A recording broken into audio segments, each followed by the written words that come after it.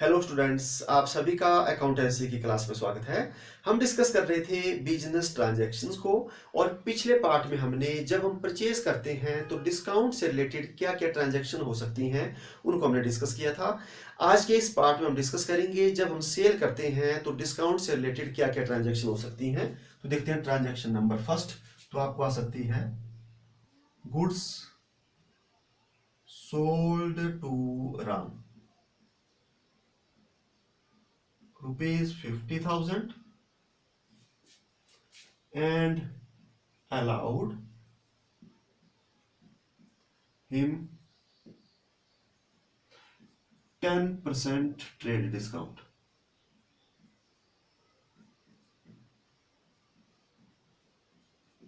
तो आपको क्या ट्रांजैक्शन आ गई कि आपने राम को 50,000 रुपए का सामान बेचा और 10% जो है ट्रेड डिस्काउंट दिया। तो इसका मतलब जो ट्रांजैक्शन है वो हुई है उधार। तो जब उधार हुई हो तो एक आ जाएगा जिसको हमने बेचा हुआ है राम अकाउंट, एंड सेकंड आ जाएगा, अब गुड्स का नाम नहीं दिया हुआ है तो हमने बेचा हुआ है तो एक आ जाएगा सेल अकाउंट। दो अकाउंट आ जाएंगे। अब एक और बड़ी इंपॉर्टेंट बात है, जब आपको गुड्स का नाम दिया होता कि जैसे हमने books sold to Ram, books बेची, तो उस दशा में सेल की जगह क्या आ जानी थी, बुक्स। तो बुक्स अकाउंट आ जाना था। ठीक है, तो दो अकाउंट हमारे पास आ गए। अगर बुक्स लिखा होता तो बुक, और सेल गुड्स का नाम नहीं दिया हो तो सेल अकाउंट। अब हम देखते हैं अमाउंट कितना आएगा। तो हमारे पास जो लिस्ट प्राइस है, लिस्ट प्राइस दिया हुआ है 50,000 रुपीज। 50,000 रुपीज का उसकी वैल्यू थी सामान की, और उसमें हम लेस कर देंगे 10% जो ट्रेड डिस्काउंट है। तो 50,000 का 10% कितना आ जाता है, 5,000 रुपीज। तो 5,000 रुपीज हमने क्या कर दिया, लेस कर दिया। और लेस करने के बाद अब हमारे पास कितना आ गया, 45,000। तो 45,000 का हमने बेच दिया 50,000 का सामान 45 में। तो ट्रेड डिस्काउंट होता है जो लिस्ट प्राइस में से क्या कर दिया जाता है, कम। और आपको मैंने बोला था कि ट्रेड डिस्काउंट की हम एंट्री नहीं करते हैं, तो जो एंट्री होगी वो कितने से होगी, 45,000 रुपीज से होगी एंट्री। तो आपको क्या किया, इसके बारे में मैंने बताया। अब हम देखते हैं कौन सा अकाउंट डेबिट होगा, कौन सा क्रेडिट। तो राम है पर्सनल अकाउंट, एंड जो सेल है उसका रिलेशन या बुक्स का रिलेशन जो है रियल से है। तो अब हम रूल लगाते हैं, पर्सनल के क्या रूल है, debit the receiver and credit the giver. तो हम राम को क्या कर रहे हैं, बेच रहे हैं, तो राम क्या कर रहा है, रिसीव, इसलिए राम का अकाउंट क्या हो जाएगा, डेबिट। और बुक्स जब हम सेल कर रहे हैं तो सामान क्या हो रहा है, जा रहा है, तो क्रेडिट व्हाट गोज आउट, तो इसको क्या कर दिया जाएगा, क्रेडिट। तो इसमें एंट्री बनेगी हमारे पास, क्या एंट्री बनेगी, Ram account debit to sales account, ये बनेगी। अगर गुड्स की जगह बुक लिखा होता तो हमने फिर क्या करना था, बुक अकाउंट करना था, बुक्स अकाउंट हमने करना था। ठीक है, और अमाउंट कितना आ जाएगा, 45,000 रुपीज एंड 45,000 रुपीज इतना आना था। फिर हमने नरेशन में लिखना था, being good sold to Ram ₹50,000 and allowed him 10% trade discount. ठीक है, अगर हमने बुक्स बेची होती तो being book sold to Ram ₹50,000 and allowed him 10% trade discount. तो ये बन गया आपके पास फर्स्ट एंट्री। अब सेकंड क्या हो सकती है, सेकंड ऐसी एंट्री हो सकती है कि कुछ सामान जो है खराब निकला और वो हमारे को क्या कर दिया, वापिस। तो हो सकता है जैसे जो आपकी गुड्स हैं, रिटर्न बाय राम, राम ने क्या कर दिया, सामान वापिस कर दिया। या आपको क्या आ सकता है, बुक्स जो डिफेक्टिव थी, खराब थी, वो रिटर्न बाय राम। ठीक है, तो राम ने वापिस कर दी, और हम अमाउंट मान लेते हैं ₹5,000 की। तो 5,000 जो रुपीज का था वो सामान क्या कर दिया, वापिस कर दिया। ठीक है, तो इसके बारे में आपको क्या कर दिया, ये बताया। अब रिटर्न हुई है, तो कौन सी रिटर्न हुई है, अब यहां पर हुई है सेल्स रिटर्न। तो एक आएगा सेल रिटर्न अकाउंट, या हम इसको रिटर्न इनवर्ड भी कहते हैं। एक अकाउंट ए आ जाएगा क्योंकि जब हम वापस कर रहे हैं, एंड दूसरा आ जाएगा, रिटर्न कौन कर रहा है, राम, दूसरा आ जाएगा राम अकाउंट, तो आ जाएंगे। तो सेल्स रिटर्न तब आएगा जब आपको गुड्स लिखा हुआ है। जब लिखा है कि बुक्स रिटर्न की, तो सेल्स रिटर्न की जगह क्या आ जाएगी, बुक्स आ जाएगी। तो मैं ओवरलिक करके कर रहा हूं कि जब गुड्स की जगह क्या लिखा है, नाम लिखा हुआ है, तो आपने एक ही करना है जो है, जैसे बुक्स लिखा होगा तो बुक्स, अगर गुड्स लिखा होगा तो सेल्स रिटर्न आना, ये इसको आप रिटर्न्स इनवर्ड भी कह सकते हैं। तो अब आ जाएगी बात अमाउंट की। तो अमाउंट कितना होगा, तो ये जो 5000 था ये तो उस सामान की जो है कीमत थी, तो हमने उस सामान को बेचा था 10% डिस्काउंट में, तो यहां पर भी लेस किया जाएगा डिस्काउंट, और कितना 10%। तो 10% जो है 5000 का हो जाएगा 500 रुपीज। तो ये जो सामान था जो वापिस आएगा, इसकी वैल्यू कितने की होगी, 4500। तो जो एंट्री होगी वो कितने से होगी, 4500 रुपीज से एंट्री होगी। ठीक है, तो देखो ऊपर जो अमाउंट था वो था 50,000, और हमने एंट्री कितने की से की थी, 45,000 से, और नीचे रिटर्न दिए हैं 5000, तो एंट्री कितने से होगी, 4500 से। क्यों होगी, तो आपको मैंने बता दिया, क्योंकि जब वो सामान वापिस आएगा तो उसमें से हम जो है जो डिस्काउंट दिया उसको क्या करेंगे, लेस करेंगे। तो उस सामान की जो वैल्यू थी 4500 की थी। अब देखते हैं हम कौन सा अकाउंट डेबिट होगा, कौन सा क्रेडिट। तो सेल्स रिटर्न, अब सामान आ रहा है तो गुड्स आ रही हैं, तो इसको क्या करेंगे हम, डेबिट। या बुक्स देख लो, बुक्स क्या हो रही है, आ रही है, एसेट्स है, तो डेबिट वर्ड कम्स इन, तो इनको क्या किया जाएगा, डेबिट। और राम पर्सनल अकाउंट है, debit the receiver credit the giver. अब राम क्या कर रहा है, दे रहा है, गिवर है, तो इसलिए इसको क्या किया जाएगा, क्रेडिट। तो एंट्री क्या हो जाएगी, एंट्री हमारे पास हो जाएगी sales return account debit,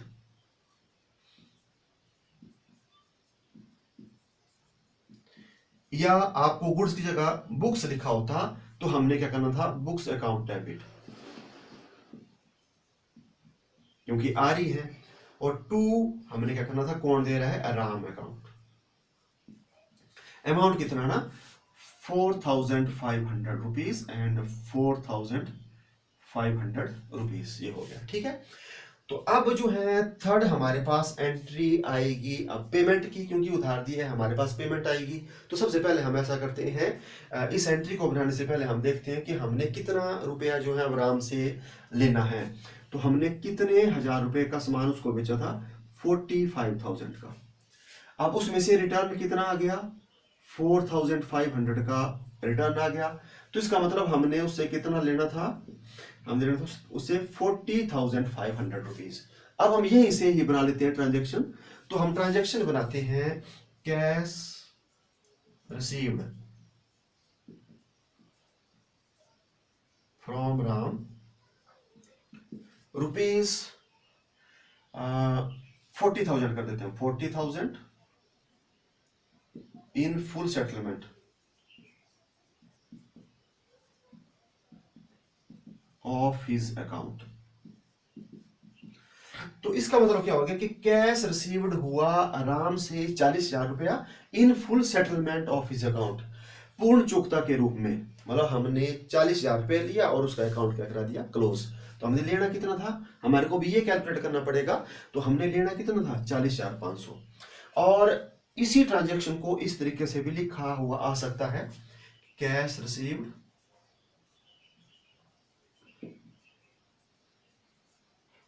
from Ram rupees 40,000 and discount allowed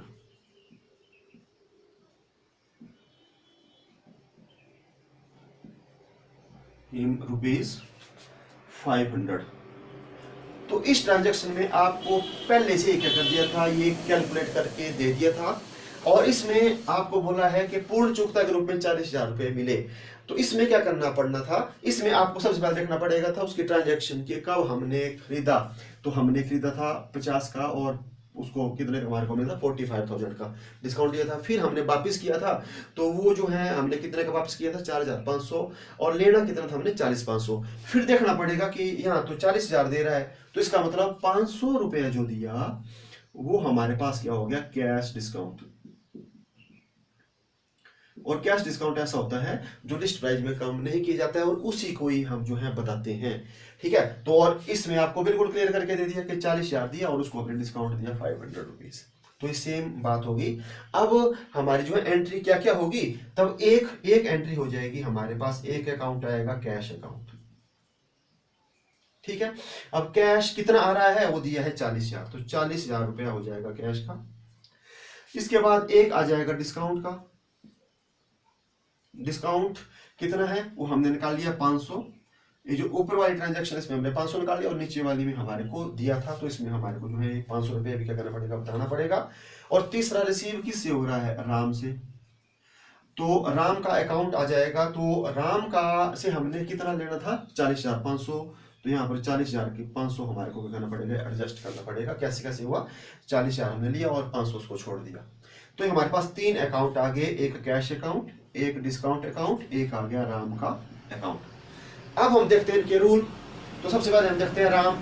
तो राम का कौन सा अकाउंट है, personal, debit the receiver credit the giver. अब राम क्या कर रहा है, दे रहा है, तो इसलिए ये क्या हुआ गिवर, तो इसको क्या करेंगे हम क्रेडिट द गिवर, ये हमारे को दे रहा है। अब डिस्काउंट, अब डिस्काउंट जो है इसका कौन सा अकाउंट होता है, इसका होता है नॉमिनल।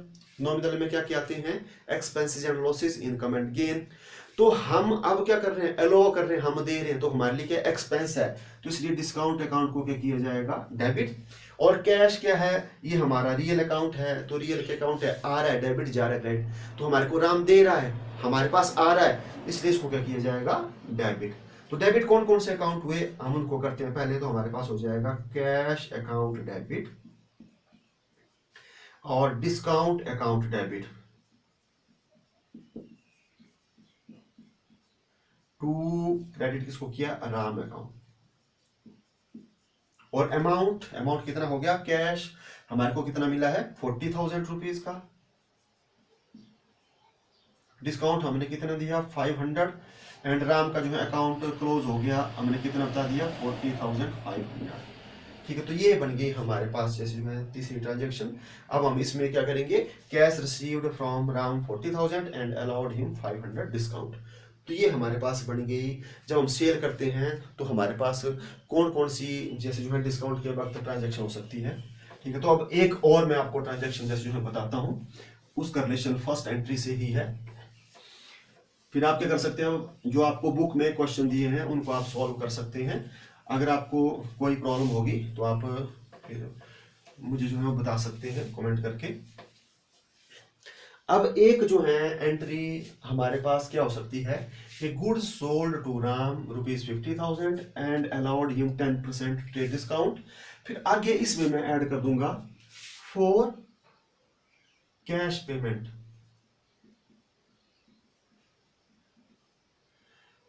2% cash discount.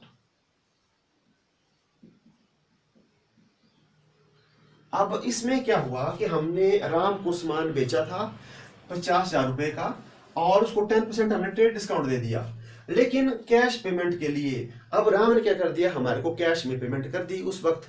ठीक है, तो हमने क्या किया, उसको कैश डिस्काउंट दे दिया, 2% हमने उसको और छोड़ दिया। क्यों छोड़ दिया, क्योंकि हमारे को कैश जो रिसीव हो गया। ठीक है, तो इस दशा में क्या होगा, इस दशा में जो लिस्ट प्राइस है, लिस्ट प्राइस जो है वो थी 50,000। तो ये भी आपको कैलकुलेट करना आना चाहिए। इसमें से सबसे पहले हम करेंगे लेस ट्रेड जो डिस्काउंट होता है उसको, तो वो दिया है 10%। तो 10% कितना हो गया इसका 5,000 रुपीज। अब हमारे पास कितना आ गया, ये 45,000 रुपीज। अब ये जो डिस्काउंट आएगा कैश डिस्काउंट 2%, तो इसको लिस्ट प्राइस में लेस नहीं करते हैं, तो हम क्या करेंगे 45,000 का निकालेंगे 2%, 0 से 0 0 0 कट होगी और यहाँ आ गया 900 रुपीज। ठीक है, और 0 0 1 4, तो 44,100 ये हमारे को कैश जो है रिसीव हुआ एंड 900 हमने क्या किया, डिस्काउंट का किया दिया। और जो सामान था उसकी वैल्यू कितने की थी 45,000। तो जो लेस कर दिया था हमने, लेस करने के बाद 45 थी, तो हम इस तरीके से क्या करेंगे बताएंगे। तो अब हमारे पास अब क्या आ रहा है, एक आ रहा है कैश अकाउंट। कैश हमारे को कितना आ रहा है 44,100 रुपीज। इसके बाद एक है डिस्काउंट अकाउंट। डिस्काउंट कितना दे रहे हैं हम 900 रुपीज। और जो गुड्स हैं, ठीक है, जो हमने बेची हुई है सेल अकाउंट वो कितने का है, 45,000 रुपीज का है। और आपको मैंने बोला कि अगर गुड्स का नाम लिखा हुआ है तो आप सेल्स की जगह क्या लिखेंगे, बुक्स अकाउंट। अब आपने सामान बेचा, आपके पास कैश आ रहा है, तो आ रहा है तो डेबिट। डिस्काउंट आप दे रहे हैं, आपके लिए खर्चा है तो डेबिट। और सेल जो है सामान जा रहा है, इसलिए क्या करेंगे, क्रेडिट। और अगर जैसे नाम दिया है तो बुक्स को किया जाएगा क्रेडिट। तो एंट्री बन जाएगी cash account debit, discount account debit to sales account. या आप जो है गुड्स का नाम दिया है तो मैंने इकट्ठा समझा दिया आपको, तो बुक्स अकाउंट। और जो भी नाम आएगा, फर्नीचर मशीनरी जो भी आएगा, तो उसका आपने नाम लिखना है। तो मैंने एग्जांपल लिया कि बुक्स आपको दी हुई है। तो कैश कितना आ गया वो हमने कैलकुलेट किया है 44,100।